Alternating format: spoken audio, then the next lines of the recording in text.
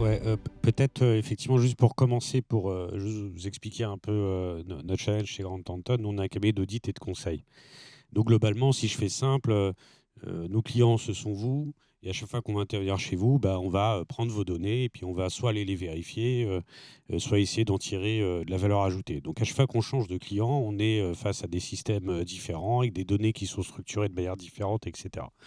Et c'est la raison pour laquelle vous disiez tout à l'heure, vous parliez de RPA. Bah, chez nous, les RPA, ça sert à rien. Chez vous, c'est très bien parce que vous avez vos propres données, ça marche très bien sur nos propres données à nous, mais aller faire de l'audit en mettant les RPA chez chacun de nos clients, ça veut dire repartir de zéro.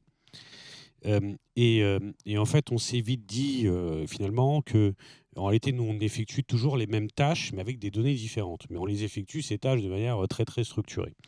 Et très rapidement, en fait, on s'est dit, l'intelligence artificielle va nous apporter énormément de choses, parce qu'elle va combler en fait cette lacune que nous avons.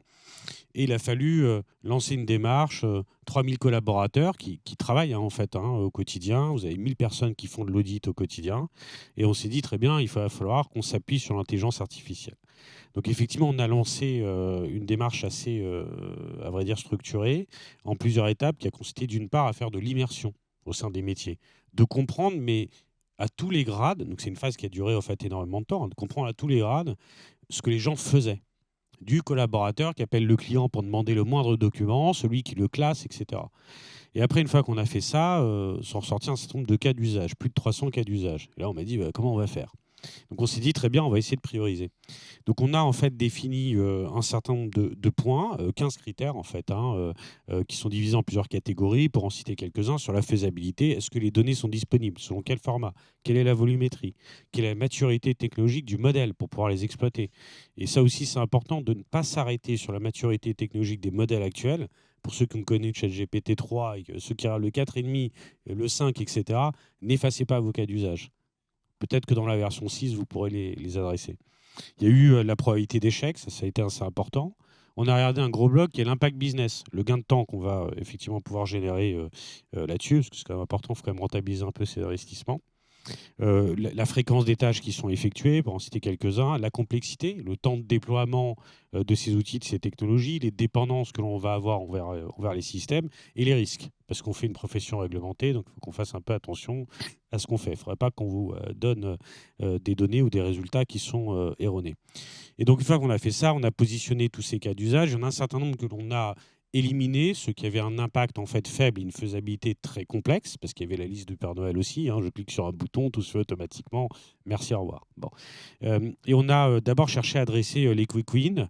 Ce qu'on a fait, et je veux juste vous illustrer un cas. Quand on fait une mission d'audit, on va venir vérifier votre chiffre d'affaires. Pour pouvoir vérifier votre chiffre d'affaires, qu'est-ce qu'on fait? On doit s'assurer qu'il s'appuie sur une pièce justificative, une facture.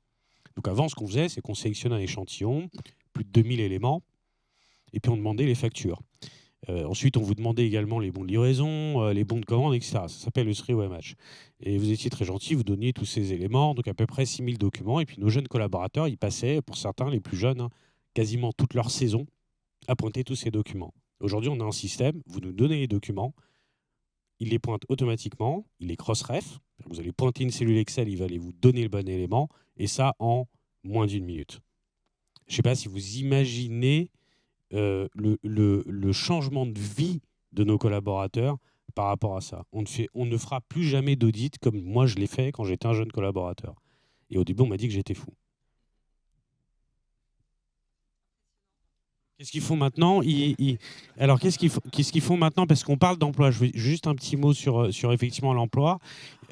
J'ai eu à intervenir il y a quelques temps à l'Assemblée nationale dans le cadre de questions sur quel sera l'impact de l'IA, notamment effectivement sur l'emploi. Et je vais te faire la même réponse que j'ai fait à l'époque. Nous, on n'attend que ça. Pourquoi? Parce qu'on a une pénurie et parce qu'on fait faire à des collaborateurs qui ont des bacs plus 5, voire plus, des tâches qui ne sont absolument pas à leur niveau, en fait, et qui font souvent des heures indues et des tâches qui sont, à vrai dire, pas très, très gratifiantes. Et donc, en réalité, on a gagné en qualité de vie au travail. On a commencé un peu à résoudre le problème de pénurie d'emploi, qui est encore existant, donc n'hésitez pas, je prends des CV aussi. Je n'ai pas amené des bulletins de souscription de cotisation, mais je prends des CV. Donc voilà, c'est ça ce qu'on a réussi à améliorer. Merci beaucoup. Pour terminer sur ce volet action,